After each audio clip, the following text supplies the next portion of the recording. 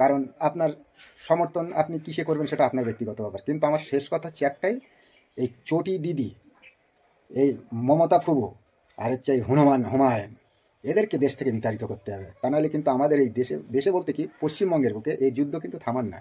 এবং পশ্চিমবঙ্গ কেন, সারা ভারতবর্ষ ছড়িয়ে যেতে পারে এই যুদ্ধটা, এমন একটা জায়গা খাড়া করে তুলেছে।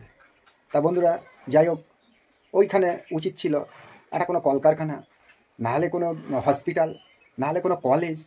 আরে একটা শিক্ষিত ব্যক্তিদের কাছে আমরা কি আশা করতে পারি? এই ধরনের ওই জগন্নাথ মন্দির, ওই রাম মন্দির, মসজিদ, এইসবের কি আশা করতে চাই আমরা? নিশ্চয়ই না।